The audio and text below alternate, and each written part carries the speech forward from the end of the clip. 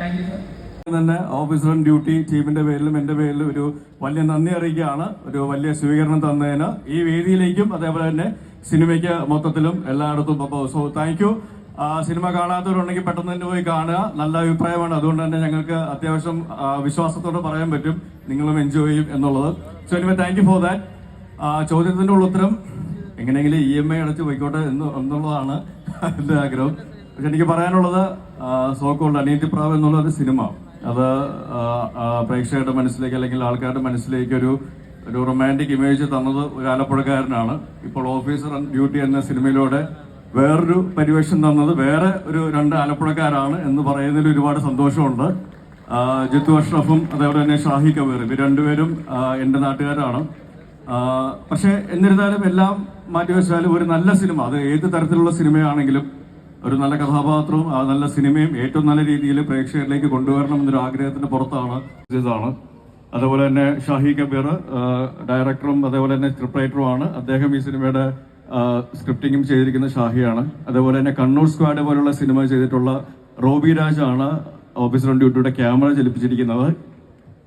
പിന്നെ Chaman Chacko editing, Jakes Bijoy music എന്നൊക്കെ പറയുമ്പോൾ ഏതൊരാൾക്കും അത് അഭിനേതാവാണെങ്കിലും ടെക്നീഷ്യൻസ് ആണെങ്കിലും വർക്ക് ചെയ്യാൻ ആഗ്രഹമുള്ള ഒരു ബഞ്ച് ഓഫ് ടാലൻസിന്റെ കൂടെയാണ് ഓഫീസർ ഓൺ ഡ്യൂട്ടി വർക്ക് ചെയ്യാനായിട്ട് സാധിച്ചത്. അപ്പൊ അതുകൊണ്ട് തന്നെ ഒരു നല്ല എൻഗേജിംഗ് ആയിട്ടുള്ള ഒരു ക്വാളിറ്റി സ്വീകരിച്ചതിന് നന്ദി പറയാനും കൂടി അവസരം.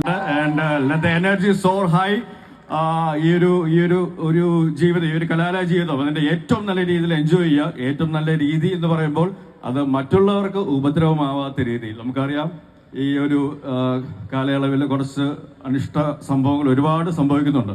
പക്ഷെ അതല്ല, നല്ല ആൾക്കാർ നല്ല രീതിയിൽ നമുക്ക് ജീവിതം മുന്നോട്ട് കൊണ്ടുപോകാനായിട്ട് അല്ലെങ്കിൽ കലാലയ ജീവിതം ഏറ്റവും നല്ല രീതിയിൽ എഫക്റ്റീവായിട്ട്, ഇവന്റ്ഫുൾ ആയിട്ട്, ഫ്രൂട്ട്ഫുൾ ആയിട്ട്, റിസൾട്ട് ഓറിയന്റഡ് ആയിട്ട് കൊണ്ടുപോകാൻ സാധിക്കുമെന്ന് നിങ്ങൾക്ക് തെളിയിക്കാൻ സാധിക്കട്ടെ. And let you guys B the example for that. Thank you very much. കുഴപ്പമുണ്ട് സാർ. ഞങ്ങൾ ഇവിടെ വന്നപ്പോൾ ജനങ്ങൾ ഭയങ്കര അക്രമാസക്തരായിരുന്നു.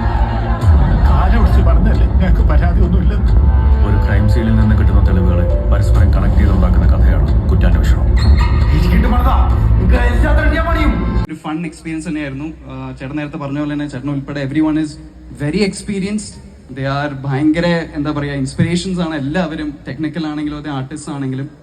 So for us to work with them it was an honor. അത് മാത്രമല്ല അവർ നമ്മളെ ഭയങ്കരമായിട്ട് ഈസാക്കി തന്നു, നമ്മളെ ഭയങ്കര സിമ്പിളായിട്ട് നമുക്ക് ഒരു സ്പേസ് ഒരുക്കി തന്നു. For which we are very grateful. So thank you so much guys. പടം കണ്ട കുറച്ച് പേരുണ്ട് അല്ലേ? കുറച്ച് പേരുണ്ട്. ആരൊക്കെയായിരുന്നു again? I love you. Thank you so much.